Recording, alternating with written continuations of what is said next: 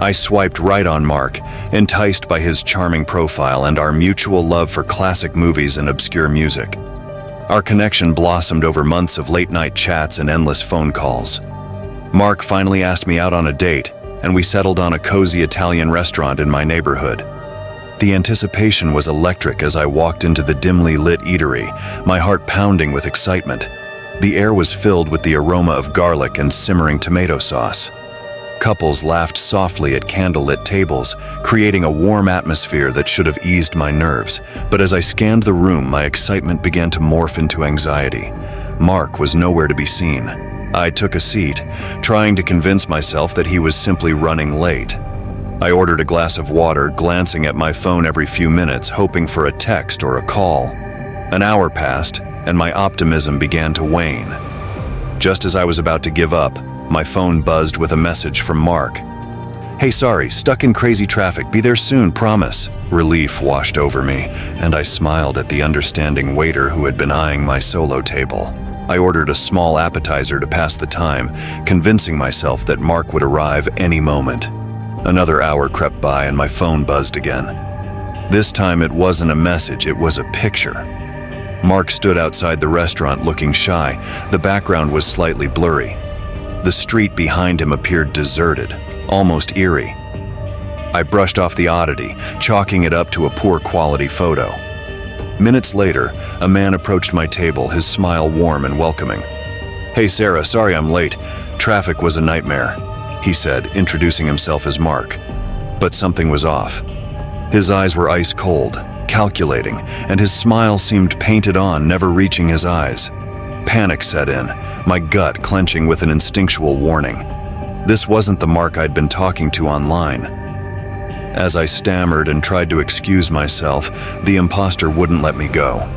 He leaned in, his voice a low growl. "You came to meet me, Sarah. Now you're going to stay." I screamed as his grip tightened on my arm, the restaurant now a blur as he forcibly dragged me outside. Passers-by glanced but did nothing, their faces indifferent to the unfolding horror. My pleas fell on deaf ears, and my struggle seemed futile. The cold night air hit me like a slap as we stepped onto the desolate street. I could feel the fear rising within me, threatening to consume every ounce of rational thought.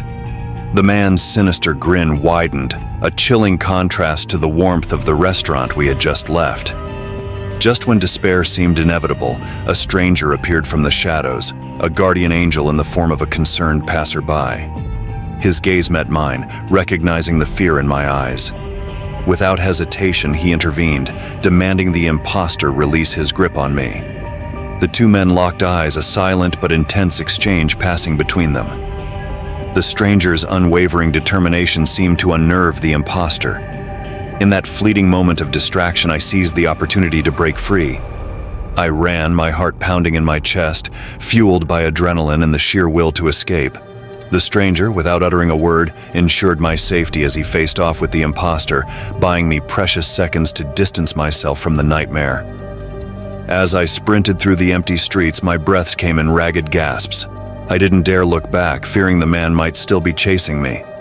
The stranger's intervention had been my lifeline, rescuing me from a potential catastrophe. I never saw Mark again, and the online profile vanished without a trace. The encounter left me shaken, haunted by the memory of that night. But amidst the fear, there remains gratitude for the stranger who appeared when I needed him most. A guardian angel in the unexpected corners of the city.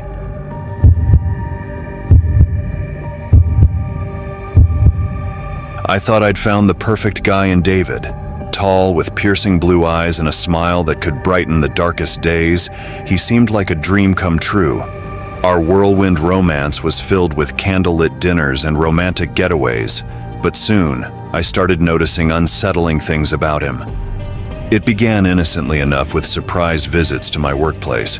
David claimed he just wanted to see me and make sure I was doing well. But as it became a frequent occurrence, I started feeling uneasy, like I was constantly being watched. The incessant calls followed me everywhere. Whether I was with friends, family, or alone, my phone buzzed with messages from David. He insisted it was his way of expressing love, but it felt more like an invasion of my privacy. Things took a darker turn when I discovered he was tracking my every move through my phone. He'd casually mentioned places I'd been, claiming it was mere coincidence. The feeling of being constantly monitored intensified, and I couldn't shake the sense that I was losing control of my own life. The deadbolt clicked open, the metal echoing my weary sigh. Stepping inside, I expected the usual sanctuary of my apartment, the soft glow of the lamp, the welcoming scent of tea. Instead, I found David. He sat on the couch, bathed in the cold light of the window, his gaze fixed on the door the moment it creaked open. His eyes, once pools of devotion, were now flinty shards reflecting a storm I didn't understand. In his hand, a glint of steel, a kitchen knife, its tip catching the moonlight like a predator's eye. He confessed to an obsession that had festered since our first meeting, and a possessiveness that terrified me. "You're mine, and I won't let anyone else have you," he declared, his voice laced with an unsettling determination. The confined space of my apartment became a battleground. I tried to reason with him, pleading for him to put the knife down, but reason had long abandoned David, and his advances became more aggressive. Every corner of the room felt like a trap, and I knew I had to escape before it was too late. As I dodged his lunges, the struggle intensified. The room felt like a maze closing in on me. Adrenaline surged through my veins, and fear fueled my desperate attempts to break free. The knife glinted ominously in the dim light, and I felt a cold sweat on my brow as I evaded each strike. Time seemed to stretch endlessly, the seconds ticking by in slow motion. My breaths were ragged, and the weight of impending doom pressed down on me. The realization that my life hung in the balance fueled my determination to survive. With a burst of strength, I managed to break free and sprint out of the apartment. The hallway felt like a tunnel leading to salvation, and I raced towards the exit. My trembling fingers dialed 911, and between gasps for air, I relayed the terrifying details to the operator. The distant wail of sirens provided a glimmer of hope as I waited for help to arrive. The nightmare within the walls of my apartment was over, but the scars it left ran deep. The once charming love story had transformed into a chilling tale of survival. Now, as I share my harrowing experience, I hope others recognize the warning signs. Love should never feel like a cage, and the perfect partner shouldn't wield a weapon of control. Trust your instincts, and if the shadows begin to overpower the light, find the strength to escape before it's too late.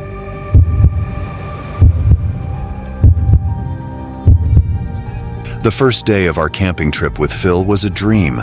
The kind of day you capture in photographs and look back on with a warm glow. Towering mountains, lush greenery, and a clear blue sky painted the perfect backdrop for our shared passion for photography. Phil and I connected online through our mutual love for capturing the beauty of the world, and our plan was to spend the weekend documenting the wonders of a remote mountain range. As soon as we hit the trail, I was mesmerized by the breathtaking scenery. My camera clicked away, capturing the majestic landscape that surrounded us. We hiked through narrow paths, crossed babbling streams, and marveled at the untouched beauty of the wilderness. It was everything I'd hoped for and more. As the sun began to dip below the peaks, casting a warm orange glow across the horizon, we set up our campsite. The night sky unfolded like a cosmic tapestry, and the stars shimmered with an intensity I'd never seen before. Phil and I shared stories by the campfire, our laughter echoing in the quiet mountain night. The second day dawned with the promise of more photographic treasures. Phil suggested a detour to a secluded waterfall he had stumbled upon during a previous adventure. Eager to capture a hidden gem, I agreed, though a subtle hesitation tugged at the edges of my excitement. We trekked for hours, the trail becoming increasingly rugged and challenging. Phil led with a confident stride, fueled by the memory of the hidden waterfall. As we ventured deeper into the wilderness, the surroundings grew more isolated, the trees thicker, and the air heavier with the scent of damp moss. Eventually, we reached a hidden clearing where the waterfall cascaded into a crystal-clear pool. The sight was breathtaking, a natural masterpiece framed by towering cliffs and overhanging trees. The sound of rushing water filled the air, and the mist created an ethereal atmosphere. My fingers itched to capture this scene, but as I set up my camera, I noticed a subtle change in Phil's demeanor. His eyes took on a strange intensity, and a tension hung in the air like a thick fog. Ignoring the uneasy feeling that clawed at the pit of my stomach, I continued to frame the perfect shot.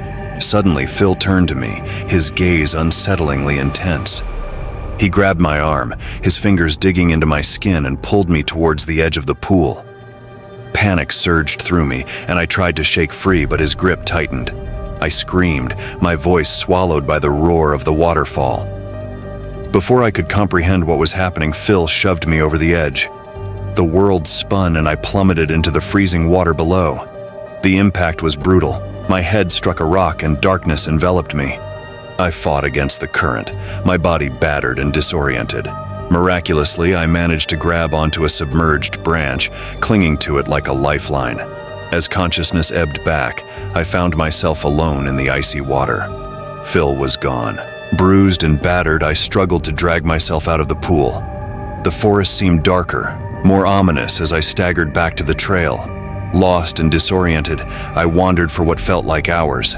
The sounds of the wilderness took on a sinister edge, and shadows played tricks on my fatigued mind. Finally, in the fading light, I stumbled upon a ranger station. The relief that washed over me was palpable as the rangers rescued me from the wilderness and took me to the hospital. The physical injuries healed over time, but the emotional scars ran deep. Phil was never found. The authorities searched tirelessly, but he had vanished into the wilderness like a phantom. The memory of his betrayal haunted my every waking moment. The forest, once a place of wonder and beauty, now held a darkness that I couldn't shake. If there's one lesson I took from that harrowing experience, it's this: trust your instincts. If something feels off, walk away. The beauty of the world can mask the dangers that lurk within. It's better to be safe than sorry.